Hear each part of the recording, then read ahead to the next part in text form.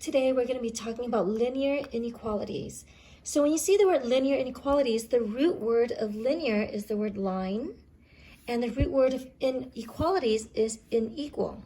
So thus far we've been talking about equations. So remember when we talk about equations, it has the word equate in it, so there's an equal sign in it. But when we talk about inequalities, it means not equal, right? Inequalities means not equal. So it could be something that's read left to right, less than. So less than.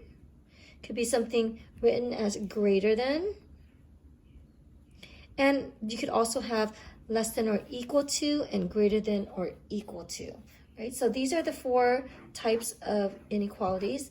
Less than or equal to, greater than, or equal to. So those are the four types. So the first thing we're going to do in problem number 18 here is to graph it. What do inequalities look like? So here, we always start with reading from the variable. So start reading from the variable. So when we start reading from the variable here in number 18, we translate this to English words, and the English words would say y is, and this is greater than, so we call it an alligator mouth, I guess you could say, where the inequality is bigger on the side. So since it's bigger than, we say y is greater than or equal to, and the reason why it has or equal to is because it has this underline underneath it. So y is greater than or equal to the number -4. So when you want to graph something, once you translate it to English, it's easier to graph. Y is greater than or equal to -4. So we start off at the number -4. Here's -4 here. And since it's greater than or equal to, I'm going to put a solid dot. So if it's a solid dot, that means that it's equal to, right? It's -4 is included. So -4 is included in the solution or in the graph. So again, whenever you have or equal to, you want to make this a solid circle.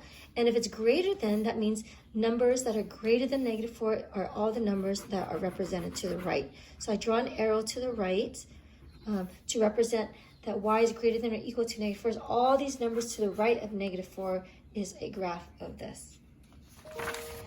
Now let's go ahead and look at number 19.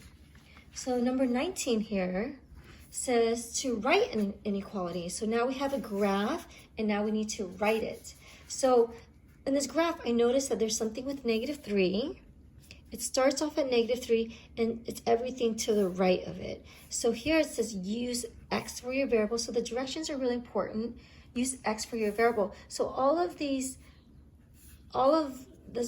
graph represents x. So x is, so I'm going to translate it to English. X is, since it's pointing to the right, I'm going to say greater than. And does it include -3? No, it doesn't. Since there's an open circle, it does not include -3. So I do not write x is greater than or equal to. I just write x is greater than -3. So notice I do not write x is greater than or equal to, just x is greater than -3. You only write or equal to when you have a solid circle on -3.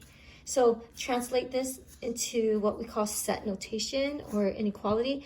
You would say x is greater than, because here's a bigger mouth, -3, and I do not put an equal sign. So that would be your answer for number 19.